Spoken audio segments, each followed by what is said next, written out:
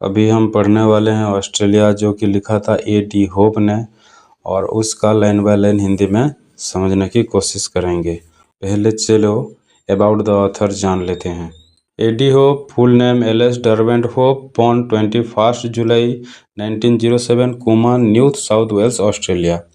Died 13 July 2000, Canberra, Australia. Profession: poet, essayist, literary critic, and academic. He is considered one of Australia's greatest poets. Australia written 1939 में, published हुआ 1955 में। A nation of trees, dark green and desolate grey. पेड़ों का एक ऐसा देश जो फीके हरे और सुनसान स्लेटी धुंधल रंग का है।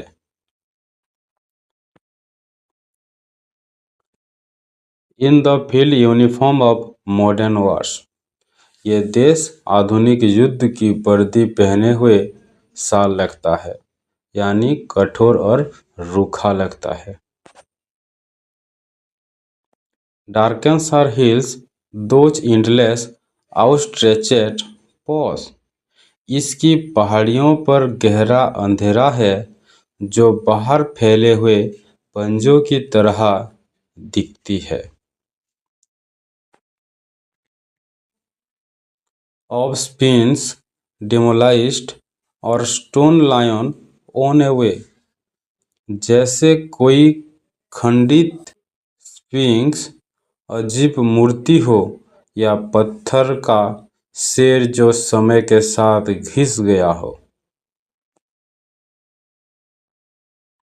दे call her a young country but they lie. लोग उसे एक नया या युवा देश कहते हैं, लेकिन वह झूठ है। She is the last of lands, the emptiest. ये दुनिया की सबसे आखिरी और सबसे खाली जमीन है। A woman beyond her change of life a breast. यह एक ऐसी औरत जैसी है जो बहुत बूढ़ी हो चुकी है, जिसके बच्चे पैदा करने की उम्र निकल गई है।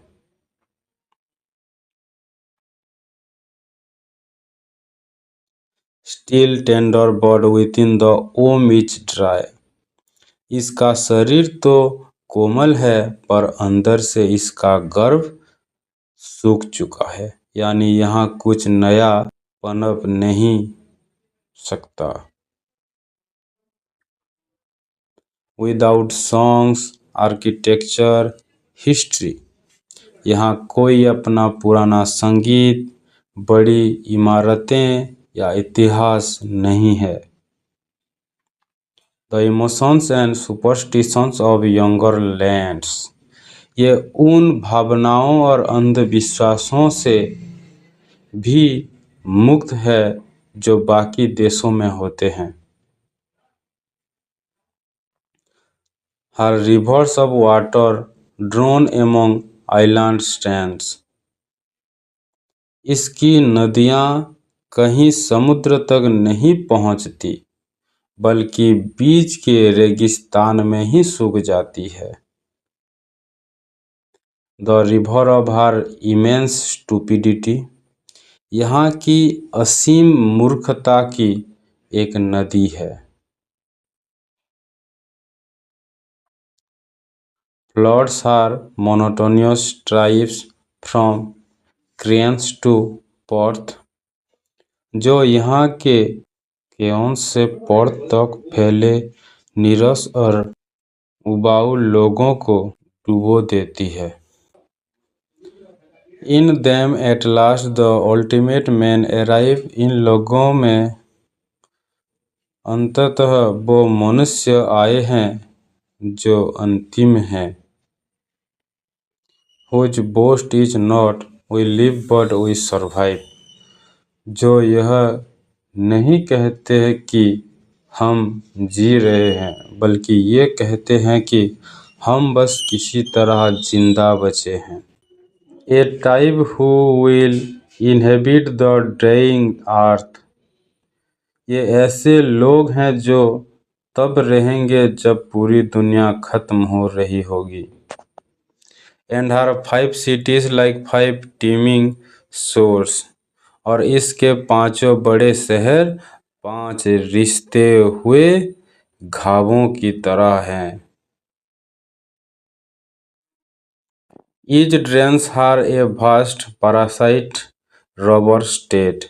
हर शहर इस देश को चूस रहा है, जैसे कोई बहुत बड़ा परजीवी दूसरे पर पलने वाला लुटेरा हो।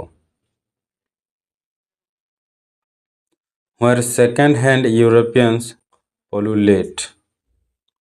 यहाँ दूसरी श्रेणी के यूरोपीय कोरे लोग कीड़ों की तरह पैदा हो रहे हैं।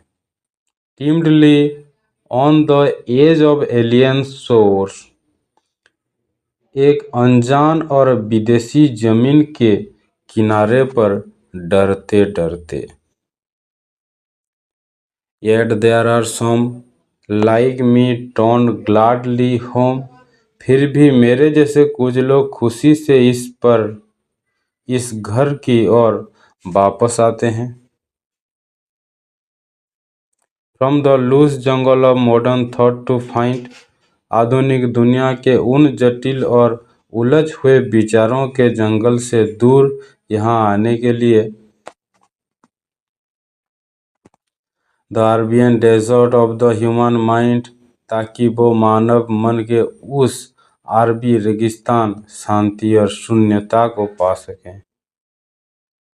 Hopping if still from the desert the prophet come. इस उम्मीद में कि अगर आज भी रेगिस्तान में पैगंबर ज्ञानी पुरुष आते हैं। Such savage and scarlet as no green hills dare।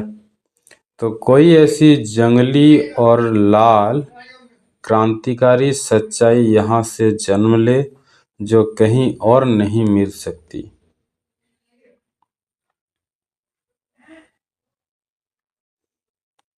Springs in that waste some spirit which escapes। इस बंजर जमीन से कोई ऐसी आत्मा निकले जो बच जाए। The land out the chatter of cultured apes।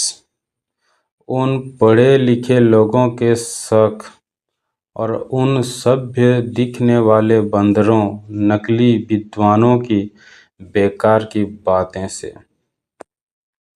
Which is called civilization over there। जिसे दुनिया की बाकी देश में सभ्यता कहा जाता है।